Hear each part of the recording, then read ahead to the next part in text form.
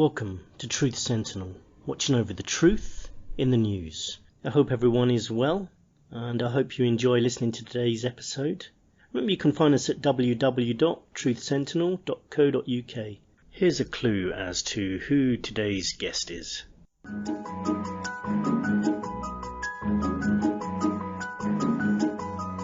Would you like to trade your life in for a new model? Do you feel you have 100 more interesting lives buried inside you? Today we will talk about escaping from our ruts to become chameleons of the spirit.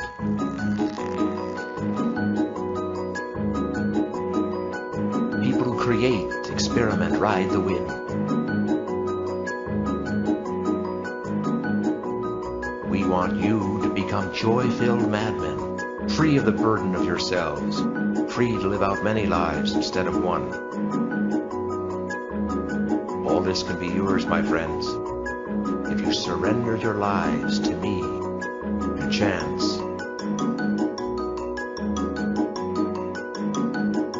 Surrender your soul, let the dice roll. Surrender to chance, let your life dance. Let your life dance. Society is a conspiracy to pressure us into narrowing our lives, to settle for a handful of roles when it is natural to play hundreds, to be serious when our health lies in being playful. Societies organize themselves to resist change, while giving lip service to the idea of freedom and mobility is actually organized to limit both.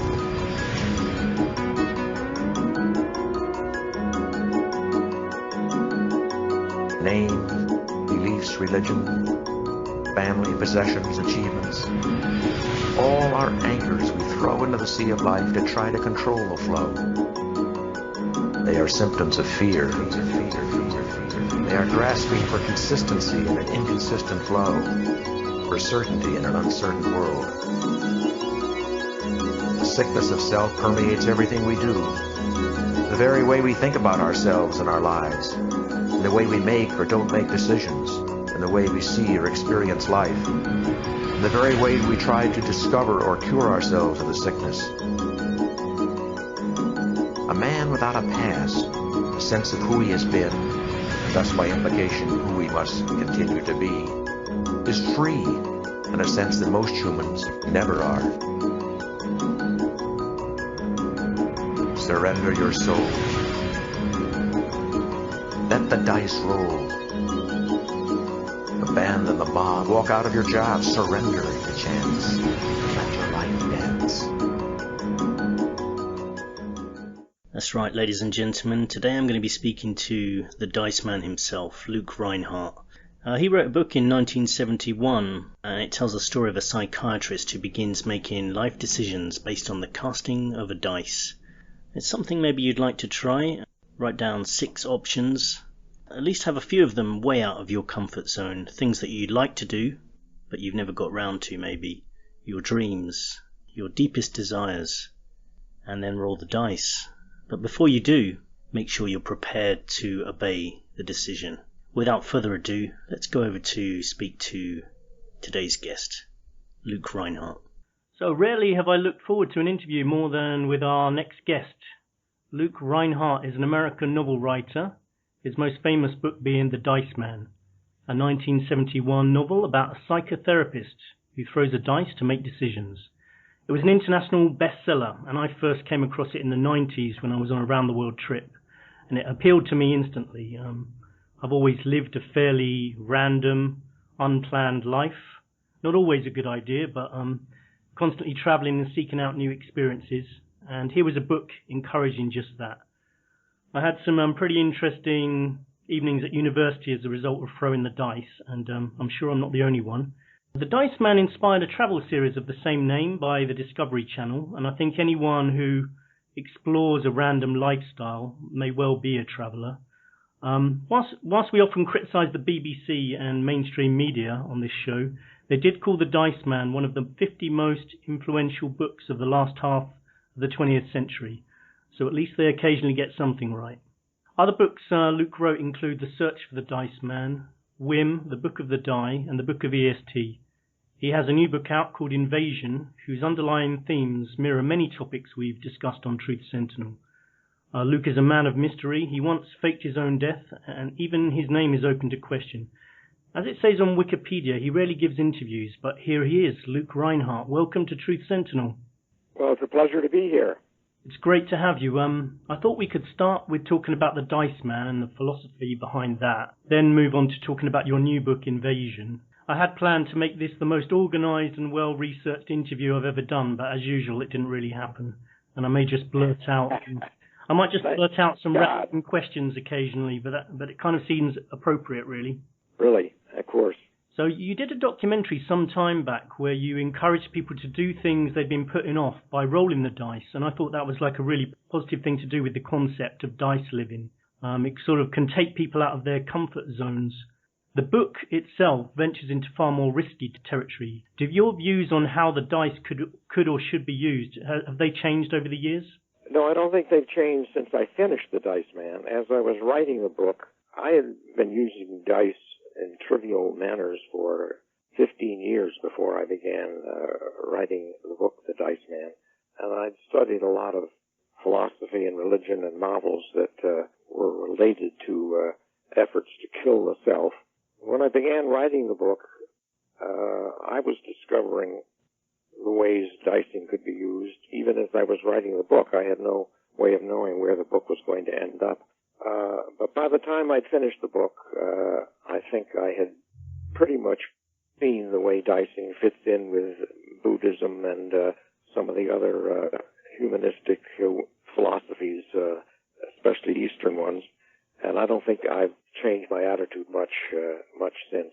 But remember, the Dice Man, Luke Rhinehart in the novel, is experimenting to see how far one can let chance into one's life and what will happen when one does so. I certainly don't encourage anybody to try to do what Luke Rhinehart did, because the character in the novel did, because one's life would descend into chaos and it would not work out very well.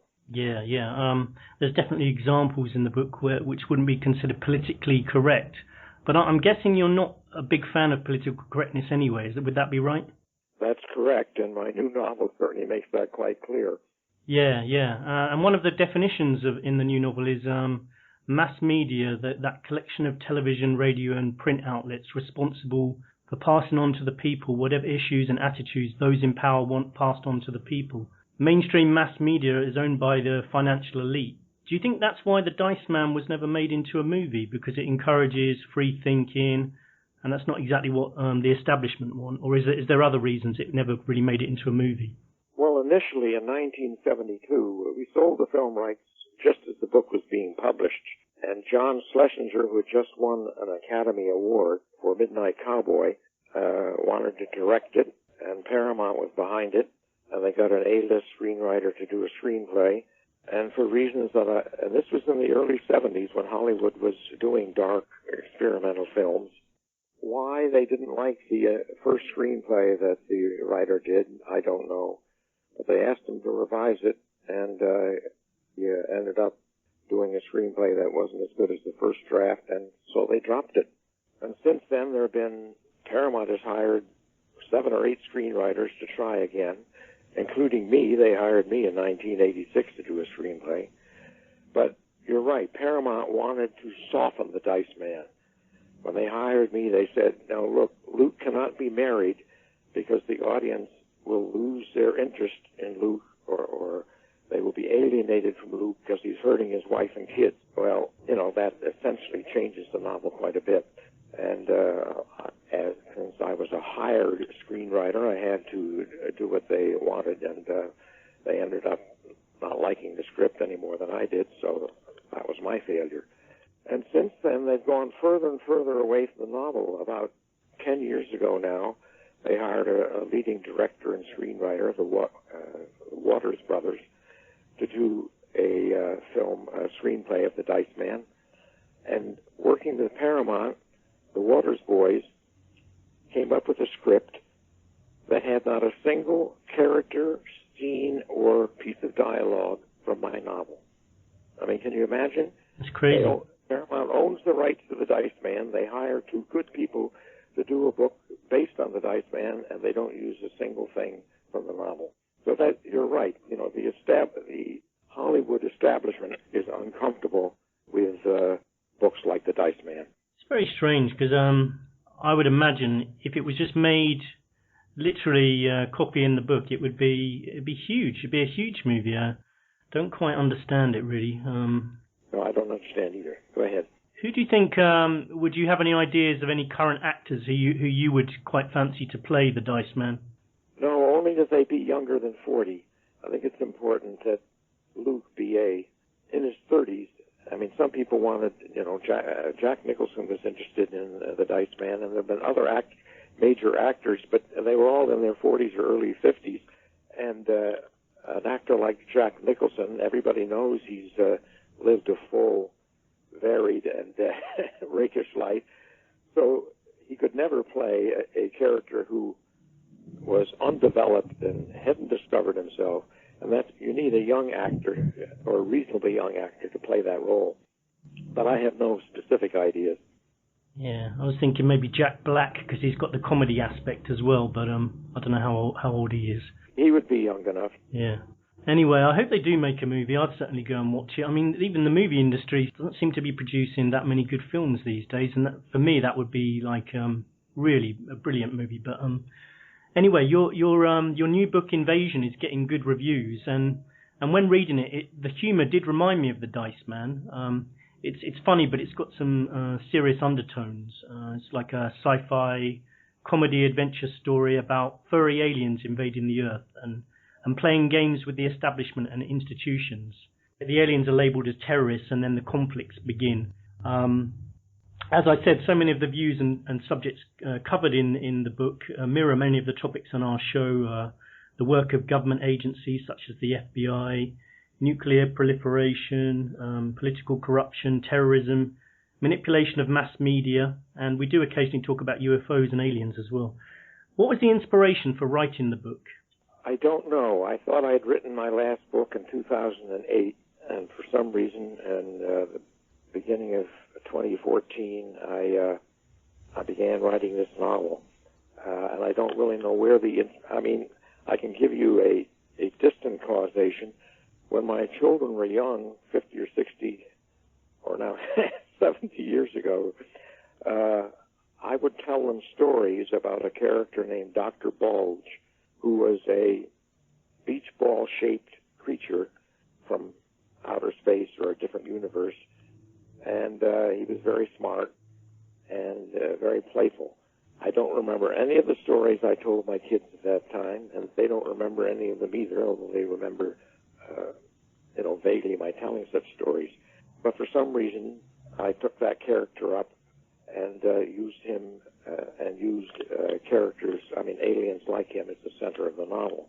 Now, you say the Dice Man and Invasion reminds you of the Dice Man. I think there are a couple of reasons for that. Thank God my sense of humor hasn't changed. But also, most of the novel is narrated by a guy called Billy Morton in the first person, just as most of the Dice Man is narrated by Luke. But in the Dice Man, there are other voices, so that it's not just Luke speaking all the time. And the same is true in the novel Invasion. I use other satiric methods and voices to tell the story. So those are two similarities. And of course, both are attacks on established ways of thinking. The Dice Man on the way we think about ourselves, personalities, our lives, how rational we can be, as opposed to knowing that we're victims of a chance all the time if we don't even voluntarily let chance into our lives. And Invasion is an attack on the established society and the way society is totally misleading us and making life not as nice as it could be for most of the world and most of the world's creatures. In one part of Invasion, you wrote, I'm not sure if it was one of the definitions or another part, you wrote, he knows he is stupid and knows nothing, and thus is at a very advanced stage for a human. Are you of the opinion there's a feeling amongst academics and scientists that we've reached a high level of intelligence when we probably haven't in the grand scheme of things? Well, we certainly have reached a high level of intelligence, but we really have not reached a high level of intelligence or understanding than how human beings develop and do the things they do. When we attribute causation to why a human being does something, I would have to say that 99% of the time it's a total oversimplification, and it's practically useless. And we just don't know why we're doing things, and it's foolish to even try. So that's why psychology of all the sciences has developed least over the years. It really is not much of a science at all. It's impossible to find causation in human behavior. I don't know. It's simply too complex, I think. I'm not arguing in theory. We can never find out, but we're a long ways from having any intelligence about human behavior. Doesn't the Dice Man kind of tap into the idea then that we shouldn't necessarily have a reason for doing something? For the reason for doing something with the dice is just because a number's been rolled. Do you think people are scared of that kind of living, of doing something for no reason at all? It's not a safe kind of way to live. Yes, they are. Most fans of the book tell me that they've never tried the dice and don't feel comfortable trying the dice. I find that a little surprising, because if they really got the book, I'm surprised they'd still be afraid of risking doing things that aren't particularly rational or are different. Do you think the dice kind of helps push people into doing something they are prepared to do anyway? They just need that little bit of an extra push. Well, that's certainly how I used the dice in my early life. I was incapable of doing risky things on my own, but if I listed them as one of 6 options and the dice chose it, then I was perfectly able to move ahead and do that risky thing. Yeah, it kind of provides you with that extra kind of boldness. Like if you're in a bar, then it might inspire you to go and talk to a random stranger. Yep, or better yet, a pretty woman. Yeah, that's always nice. Changing the subject from pretty women, in case I become depraved or anything. There's a part in Invasion where a character is body searched by the TSA, and it's a bit of a pet hate of mine because I travel a lot. How we're treated at airports with everyone playing a game of charades, confiscating water or deodorants when everyone knows that it's water and deodorant. In fact, a lot of the time they let me drink it instead of chucking it in the bin, which kind of makes me think, well, if you know it's water and I know it's water, why don't you just let me take it on the plane, But have you had any bad experience at airports yourself? Yes, I have, and that's probably the inspiration for writing that scene, which I enjoyed tremendously. I find, at least in the United States, we've become insane. The fear of terrorists is so totally out of proportion to the actual danger. If we went back to no more screening of passengers than we did before 9/11, the number of terrorist attacks, there might have been 2 or 3 terrorist attacks, but compared to all the losses and inconvenience caused by what we have put in place in our airports, not only our airports, but I go into a local government office and I get searched and screened. In Pittsfield, Massachusetts, a small town, they feel somebody's going to come in and blow up the government office. That's total madness. So the answer is, I'm with you. My experience was simply that I had a hip replacement, and apparently they picked that up, and therefore had to pat me down and search me. They didn't interrogate me, but here I am, an old man in his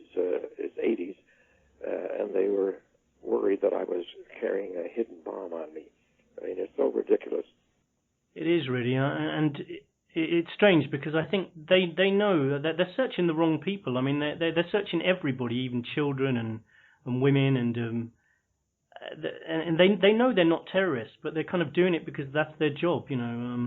It does seem bizarre. Like you said, the risk is infinitesimal. I think I said that correctly. Compared to the actual likelihood of a terrorist event occurring. In fact, I don't know of many terrorists that have been thwarted at airports. I've never heard of a single one.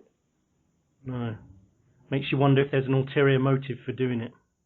Well, we're in a paranoid stage, and both political candidates. I mean, all political candidates seem to have to. They have to echo it. Namely, we're in danger, and therefore we must take every step possible to stop any further terrorist attack. And that's the madness. It's so out of proportion to the danger. Yeah, and you mentioned political candidates there. I noticed on your Facebook page you talked about candidates being chosen by lottery, which I've always thought that a random selection process would actually be better than the current one, ironically. I'm being serious when I say even taking someone randomly off the street and putting them in charge of a country would be better than our current system. Will you be voting in the upcoming presidential election? I will, only to vote for a third-party progressive candidate, the Green Party candidate in the United States. I mean, I know my vote is useless no matter who I vote for, but my wife insists that I vote, and I want to remain happy at home, so I will go out and vote. But I'll vote for a Green Party candidate. I won't vote for either of the major party candidates, since the two-party system is part of why our democracy is so messed up. Yeah, I agree. I was reading about the book of EST earlier, which I didn't know much about, but you wrote about the need for a sense of community. Do you think that could be the answer to some of the problems in society, trying to regain that sense of community and getting people to help each other on a more local basis rather than relying on the government? Yes, I do. I don't know how to go about it. I guess it's each small community must start operating, but certainly the lack of community is one of the greatest losses that the urbanization of the world is suffering from. I mean, in China you have millions, if not billions, of people moving the countryside into cities where there's no particular family life. They work in factories. At least they had a community back in their rural poverty. In their urban poverty, they have no community. And that's true in most cities in the world. And I live in the country, and with no real community here either. I guess I don't know really why. I have many more friends on the internet that I enjoy being with than I do in our local community. Yeah, I remember when I was younger that everyone in the street knew each other and used to play. All the kids used to play with each other. But that seems to have changed. Have you noticed changes like that? Yes, I have. I also was brought up in a neighborhood. It was a suburb of Albany, New York, and everybody within half a mile of each other knew everybody else. We played together all the time. The families knew each other. I don't think that's true in modern suburbia, and it's certainly not true in cities. Some years ago, cities used to have communities. They used to have neighborhoods, and that were thriving communities where everybody knew each other and supported each other. But I don't think most cities have such neighborhoods any longer. I think this is bad, both in government and in societies. And small is good. Yeah, definitely. Well, not everyone says small is good, but that's another matter. The characters in your new story, Invasion, are all about having fun. And as children, we find fun and interest in the smallest of things, as you just said, actually. Do you think we lose that as adults? So have you managed to hold on to that kind of feeling of having a sense of fun? Well, we certainly lose it as adults. Adults are taught to be serious and to take everything seriously. I could have written a serious book attacking our civilization, but many other people have attacking capitalist, corporate, unequal distribution of wealth, civilization. But many people have written such books, and somehow not that I think my book's going to do any good either, but somehow I knew that it doesn't work. It just doesn't work. We've got to let go somehow. And becoming more playful and more joyful will maybe make a better society. How, I don't know. And probably we won't. I'm not very optimistic about it. Yeah, sadly I'm not either, but I think each person can maybe find their own kind of sense of fun and create their own happiness around them rather than maybe trying to change the world. But, it's always good to try. Try to change the world. Be sure you're enjoying it. Yeah. That's all. Right. Yeah. In many of your books, you seem to be searching for philosophical meaning of life or the ultimate truth. Do you think the ultimate truth is going to be different for different people, or is there an answer that you've come across to the kind of meaning of life? No meaning to life. I find no ultimate truth, and I think all beliefs are illusions, but some are helpful and some are not. And there are some fundamentalist Christians that are very happy and are making other people happy, and I admire tremendously. Their beliefs are not my beliefs, but their beliefs for them work to make them live a full and creative and happy life, and therefore share happiness with others. There is no single answer. Each of us has to find a value, way of life that works for us, and if we are going happily with it, I don't think we can be hurting other human beings very much, although we always hurt human beings. We can't stop that.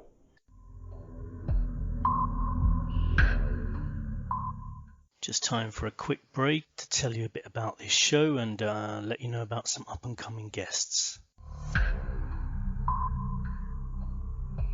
Hello, I'm Scott, host of Truth Sentinel. We do weekly podcast shows covering topics connected to psychology, philosophy, political corruption, conspiracies, mysteries, world events, paranormal, and scientific advancements. Our episodes are recorded from diverse locations such as the UK, Ukraine, Israel, Egypt, Kazakhstan, Portugal, Vietnam, and Thailand. Find us on YouTube and also listen to us on the networks. Feel free to make a donation or buy a t-shirt, which gives us a small donation too. Use the code TRUTH1 for a 10% discount.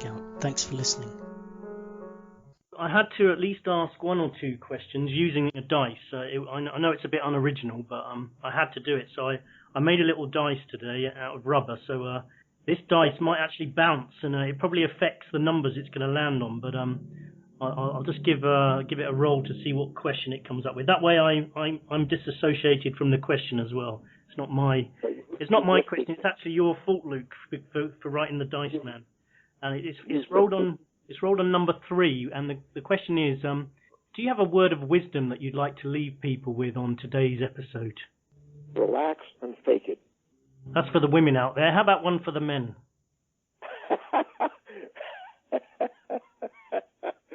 I didn't intend it that way. So you have a wonderfully dirty mind. I'm going to roll it again anyway. I'm going to roll it again. It would be the same. It would be the same advice for men. Okay, that's good. So it's landed on a 5 this time. I've got another question. If you learned that tomorrow the world is going to be hit by an extinction-level asteroid, what would you spend your last hours doing? I don't know. What the answer that came to my mind immediately was laughing. For a few hours. When you are in a spot in which there's nothing you can do, it just seems to me so absurd that laughter is the only answer I can have. It is. It's definitely. There's nothing you can do about it. That's the hypothetical situation you give, right? Yeah, exactly. I'm just going to keep rolling this. It's cheating a bit with the dice because I'm giving it too many options, but it gives me something to do. I don't know if you want to answer this because I'm sure you've done some pretty crazy things. Can you tell us one of the craziest things you've ever done? No, but I can tell you the most consequential dice decision that ever occurred. To me, it just shows what an incredible influence chance has in our lives. When I was was about 21 or so, I was still a relatively shy, inhibited person. And I was working in the mental hospital on Long Island and drove out of the hospital one day. And there were two pretty nurses walking along the side of the road. And I drove right past them. And then I stopped and said, no, wait a minute. Why don't I go back and pick them up? So I took out a die and said, if it's odd, I'll go back and try to pick them up. And if it's even, I won't. The dice fell odd. I turned around, drove back. It was a divided highway, so I didn't pass them going in the opposite direction. Came back again, stopped, and asked them if they'd like a ride. And the two nurses looked at each other and looked at me and decided I looked pretty harmless. And so they got in the car with me, and I asked them where they were going, and they said they were going to church.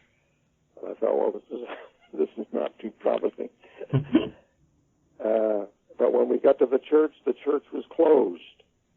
So we, instead of letting them off and letting them go into the church, we drove around. I made a date to play tennis with them the next day. And the next day I essentially fell in love with the taller of and more beautiful of the two women. And I've been married to her for the last 60 years.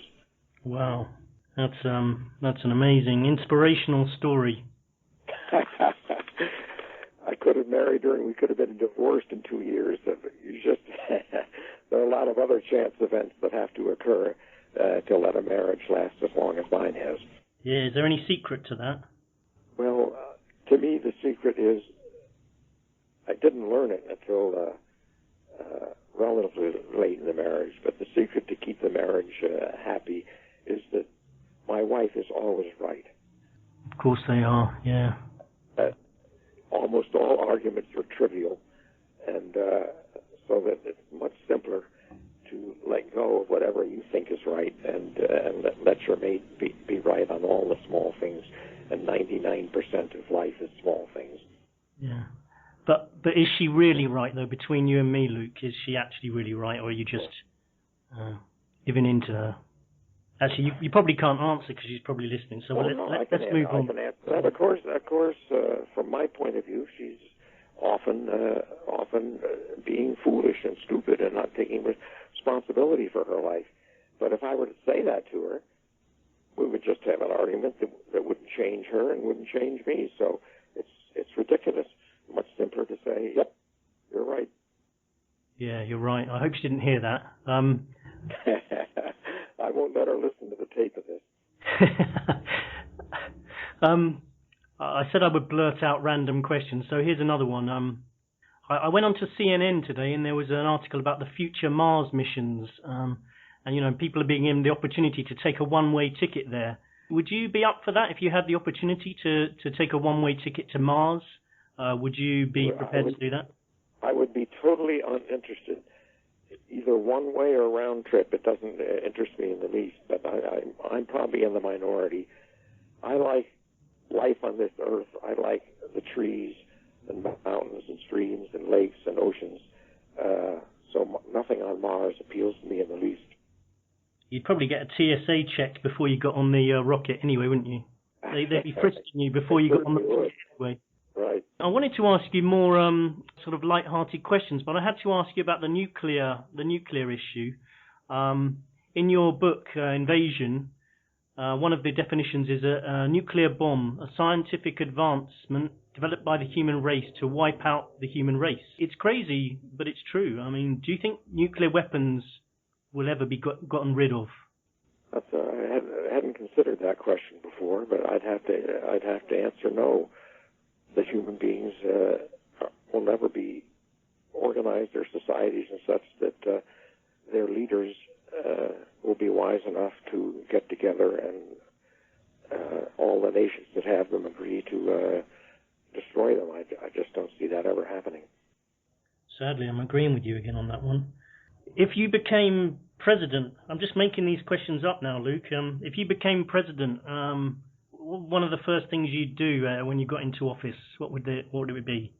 Well, I try to get legislation passed, or I'm afraid it might take constitutional amendments, so that we could get a representative government instead of a government by the rich, for the rich, and have one more like the one that the alien Moliere, it was gibberish, recommends in the novel Invasion, namely that we choose our leaders by chance and those who are interested in holding the position.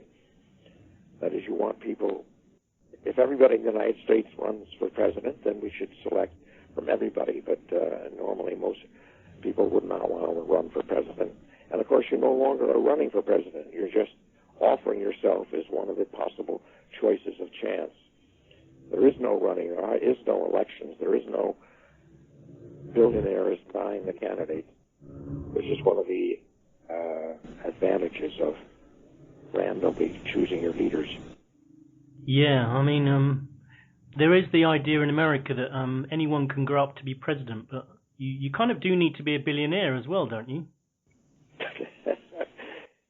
You have to have a lot of millionaire friends to be president, that's for sure. That rules me out. I suppose I'm in the wrong country anyway. I'm not American, but and just as a kind of final few questions, do you think there's any chance Invasion could be made into a movie? Yes, I think it's an incredibly fun movie. There's a lot of action. There's there are these creatures that change shape, which is very funny in many cases. And it's not only a satire on capitalist civilization, but it's a fun adventure sci-fi story. I certainly hope to sell film rights and have a film made. Yeah, I guess there would have to be some animation involved to make the alien creatures. Yeah. That's so common in films today that it's hardly a barrier. Almost all these huge, big Hollywood projects, these action films, are filled with essentially animation. It's not called that. I've forgotten what it's called. But, artificially created things like cartoons or animation, but they're made to be so real that you don't notice them. Yeah, and have you been approached at all by anyone yet about possibilities of... No, I haven't. I haven't, so hopefully this program will get into the possession of some producer who will then contact me, and we'll all live happily ever after. Yeah, so if there's any independent film producers out there listening, please contact us. We'd like to make this into a movie. That probably wraps up today's episode, but I wanted to first of all ask you, where can people get copies of Invasion? Is it better for them to get it on Amazon, or is there somewhere else you would recommend them going? Well, hopefully it's in the UK and the United States, it's in your bookstores, and if not, it's available online in Amazon.com or Amazon.co.uk and in Barnes & Noble and other such sites. Okay, great. In the United States, I'd be happy to send you a signed copy from home here, but in UK, it's a bit too much in postage. Yeah, it's a bit far. I mean, I'm in Thailand at the moment. That's true. Yeah. No, thanks though. And thanks for letting me read a copy of the book. I really enjoyed it, and I recommend anyone listening. I think especially the kind of listeners we have, it's really tailored for the kind of people that listen to our show. So recommend anyone out there to go and buy Invasion by Luke Rhinehart, and you won't be disappointed. It's all the topics that we always talk about. Luke, I feel very honoured you agreed to come on this episode, and you're always welcome to come on here if ever you want to randomly get something off your chest on any episode, or if you can either send me a message and I'll read it out, or you can come and chat to us again anytime, yeah? Well, Scott, I can't thank you enough. This is one of the most enjoyable interviews I've ever had, and that's, of course, thanks to you. So thank you, and I may take you up on that offer.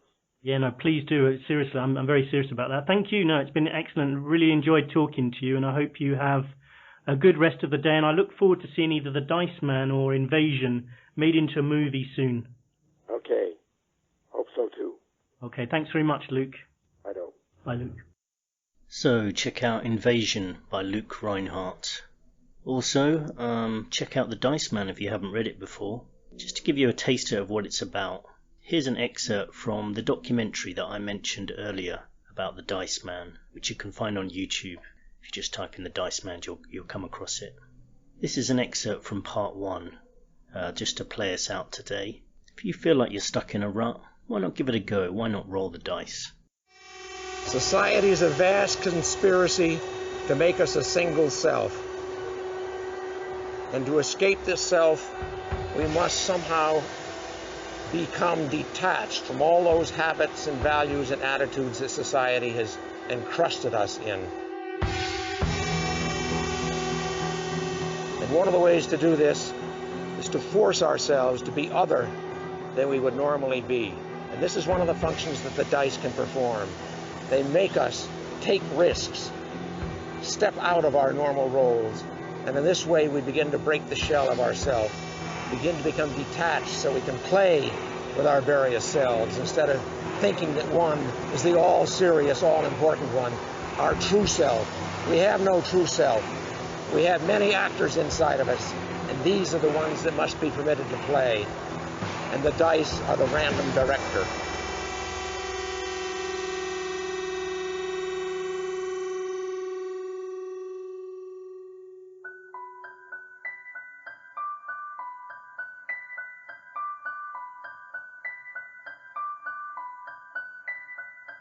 What are some of the things that you've rather wanted to do with your life, but haven't gotten around to doing yet?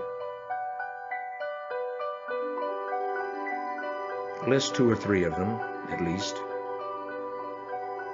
As 1, 2, and 3, or if there are more, 4. And then look at them carefully and say, now if you cast a die and the die chooses number 1,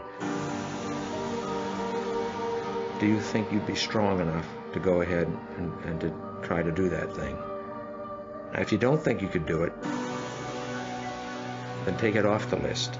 Just leave on the list things. You must commit yourself to following the die when it falls, so don't put something on the list that deep down inside you know you wouldn't do even if the die chooses it.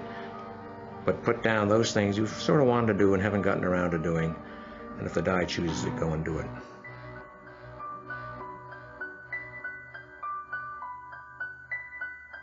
Five or 6, well, it didn't choose it. I don't have to do anything today.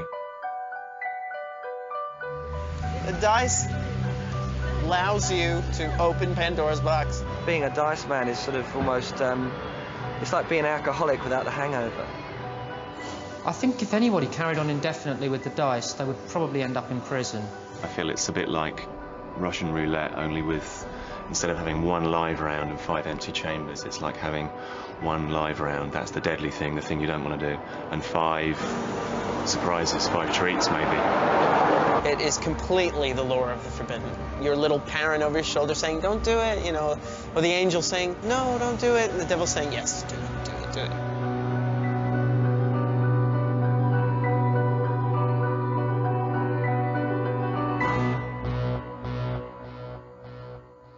My passion, both as psychiatrist and as dice man, has been to change human personality.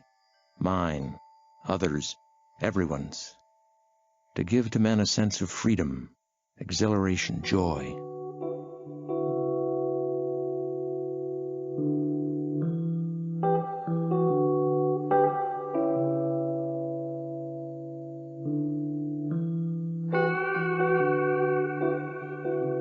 Dicing is very personal. You have to decide where you are in your life, where you'd like to break free. There may be no place that you need to break free. You may need the dice no more than you need to drop acid or get totally blotto, or to be psychoanalyzed.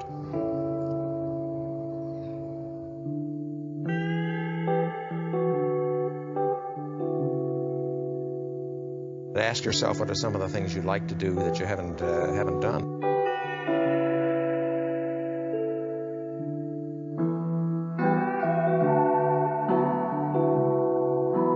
And ask yourself whether you could really do this if a die chose it from among 6 options. And then cast a die. Anything you haven't done with your life that you sort of wanted to but just haven't gotten around to? You know what? I try to live my life on a daily level where I don't have those regrets. Right now I'd like to dance in the street and I'm not. For me, always want to go to the Grand Canyon. Really? I haven't done it yet, but I'm going to do it soon. Work a little less. Work a little less?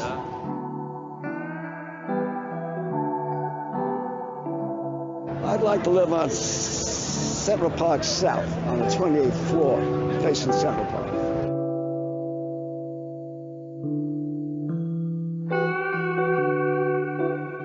Going to the roller coaster. Swim with the dolphins. Going on a roller coaster. Jumping out of an airplane with a parachute. Well-needed vacation. No, that's something I'd like to do. Learn how to play the piano. Go out to space. Sail around the world. Singing. Give up my apartment, travel across country. Writing books. Well, I'll definitely be sitting somewhere else, not here today. We all get stuck in different places in different ways, so there's no, there's no generalization other than the word stuck and dissatisfied and restless. I got stuck here in New York City. I think that's about it, and I never got around to it.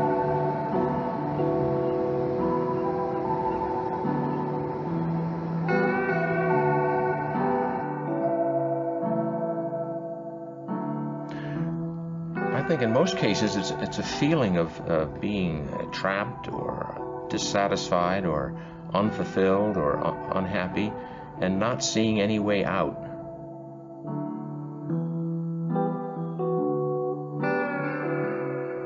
The trouble is most people who are that way will probably attribute it to their job or to their wife or their husband. Rather than something, the limitations they've imposed on themselves by the way they conceive of themselves.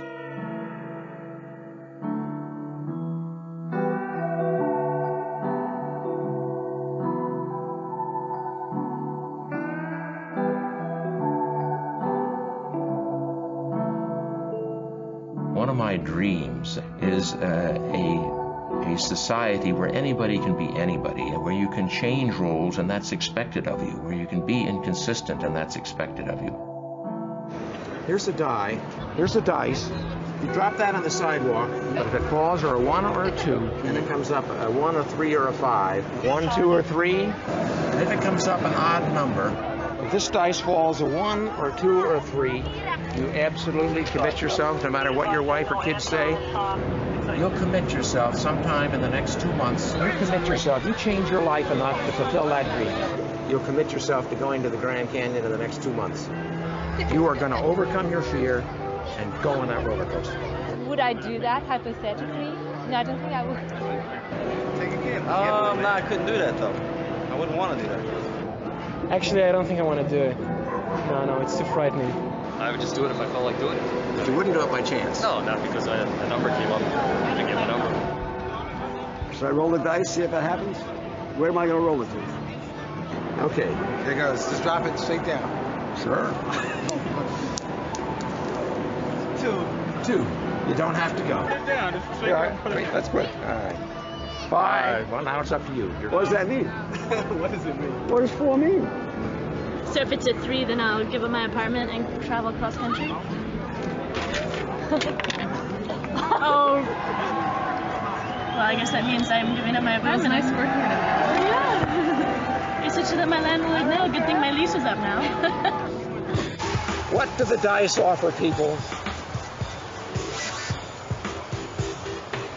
A chance to expand, a chance to play roles, a chance to let accident into your life, a chance to let new experiences come into your life, a chance to be somebody else, do something else, go someplace else, work at something else, create something else. The dice life is an effort to let us express our multiplicity when that's what society has made us very various and have many selves. And instead of feeling we have to behave in the same way all the time. Society works best when everybody's behaving in a nice, predictable fashion. But in our incredibly complex modern society, we're getting bombarded with temptations to be all sorts of different people. Every commercial is urging us to be a certain type of person, to drive this kind of car, to wear this kind of makeup, to look this way. So that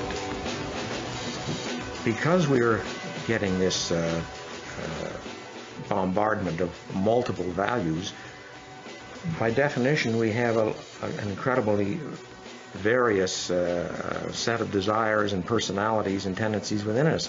There are other ways you could be living, other ways you could be responding to a situation, other things you could be doing with your life. When you see that, I mean, you could then naturally choose to go in a new direction, or you could use the dice to list these various options and let chance intervene. If you list some quite specific options and have seriously determined that no matter what the die chooses, you'll do it, and it chooses a very specific option, I will tell off my best friend all the grievances I've built up against him for the next year. And you do it. That's taking it seriously, and that's how it will have the beneficial effect. Whereas if it says do this and you say, oh no, that was a mistake, and you don't do it, then dicing is no different from making decisions on the normal basis. You have to commit yourself to following what the die chooses. Otherwise, you're just being your normal self, and therefore somewhat limited. So there's a leap of faith? No, there's a leap of will. It's will. You're saying, I'm not going to do what all my body and instincts and personality want to do. I'm going to do it this stupid option that whatever the die chooses. You make that will in the first place, and that becomes stronger than your normal self. So you give up your judgment. Your judgment, right? Your instinct, your habit, your morality. You put those all on hold once you've listed the options and the die has chosen one.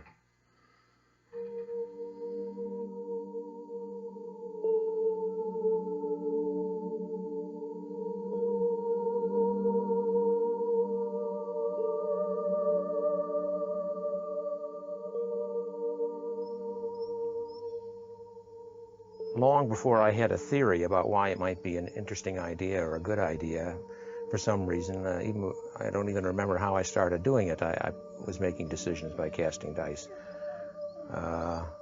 And the first character in my first effort to write a novel when I was about 21, there was a Dr. Luke Rhinehart who was a minor character in that novel, and he was a dice person and believed in dice therapy. I never finished more than 60 pages of the novel and never probably wrote more than 10 about Luke.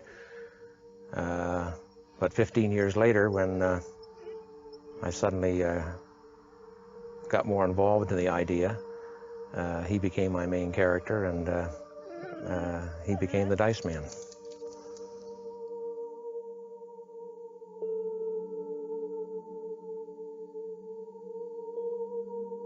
As soon as I began writing the Dice Man in the first person, as if I were Luke Rhinehart, I enjoyed it tremendously. It was as if I had found my natural voice, and it flowed out, and it was a tremendous pleasure to write.